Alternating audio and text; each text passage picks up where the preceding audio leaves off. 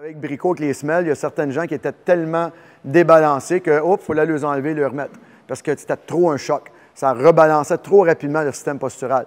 Ça fait 30 ans qu'il est de même. Puis souvent, j'ai vu que les semelles, là, c'était comme ça, là, automatique. Mais son corps, il ne veut pas ça, là. Il est déjà fixé. Donc, il faut que tu ailles doucement. Souvent, il faut qu'il y ait beaucoup plus d'exercice aussi. Prise de conscience. En anglais, ils disent tout le temps, hein, slow but sure, c'est un petit pas. La méthode Kaizen, la méthode des Japonais, c'est petit pas tranquillement pour avancer. Il ne faut pas être pressé. T'sais, la base de la pyramide, si vous travaillez avec monsieur, madame, tout le monde ou des athlètes, il faut que ça soit bas. Moi, j'ai souvent des athlètes qui me disent « Ah, ouais, ça marche avec toi, mais quand mon chum s'entraîne avec quelqu'un d'autre, il est beaucoup plus fort, plus vite. Mais dans 2-3 ans, l'autre, il est revenu avec moi parce qu'il est cassé. Ils sont cassés en deux. Fait qu'ils ont monté bien trop vite. Tu sais, faut tout le temps, c'est pour ça que ça prend des appareils. Moi, j'appelle ça le nanan. Ça te prend des appareils pour mesurer, pour montrer à l'athlète que oui, tu t'améliores pareil. Alors, regarde, là, tu étais là hier.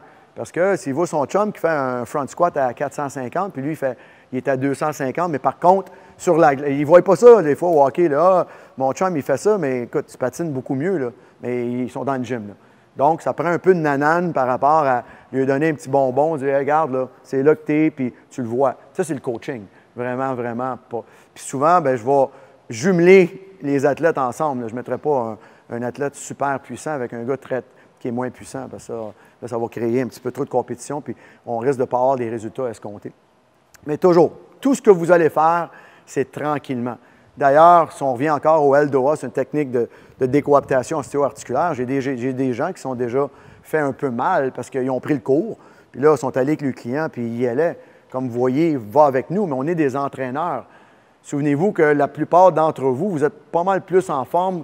Si vous travaillez plus avec monsieur, madame, tout le monde, vous êtes pas mal plus en forme que vos clients. Là. Donc, les résultats que vous allez avoir aujourd'hui, vous n'aurez pas les résultats que vous allez avoir avec votre clientèle. Ça va être beaucoup plus rapide entre vous. Puis souvent, vous n'aurez pas beaucoup de résultats entre vous parce que vous connaissez la personne en posture, il faut que ça soit fait rapidement. Sinon, la personne va se corriger elle-même. Mais monsieur, madame, tout le monde, ils ne peuvent pas ça.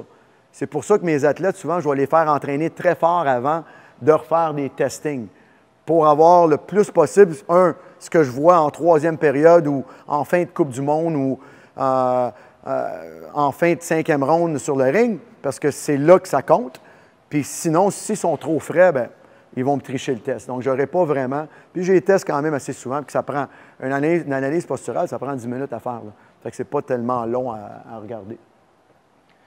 Est-ce qu'il y a des questions là-dessus? Ça, c'est vous l'avez dans votre livre, mais je vous le dis, ça, vous comprenez comment que le corps fonctionne.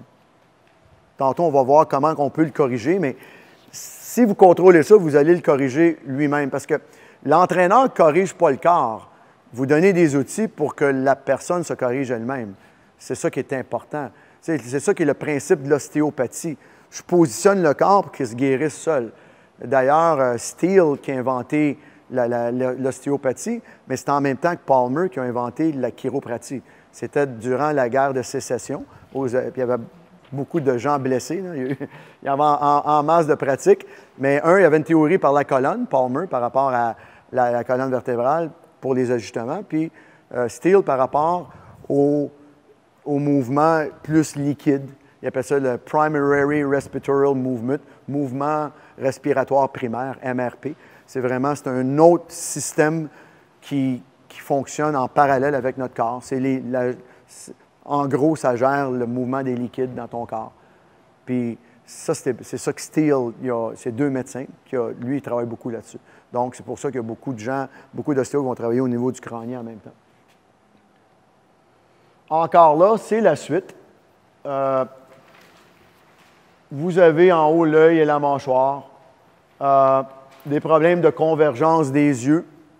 Convergence, c'est facile. Vous emmenez un objet, on voit qu'il y a un œil qui rentre, l'autre qui ne rentre pas, ou les deux divergent. Vous allez voir, normalement, lorsqu'on emmène un objet, on ne devrait pas voir de blanc. Les deux devraient complètement être en convergence. D'ailleurs, c'est comme ça que le corps humain fonctionne. Si vous avez déjà été dans un avion de chasse, lorsque le pilote va lancer son missile, il faut vraiment qu'il y ait une convergence. Ça fait « tilit », là, il lance. Sinon, il va frapper son chum à côté. Mais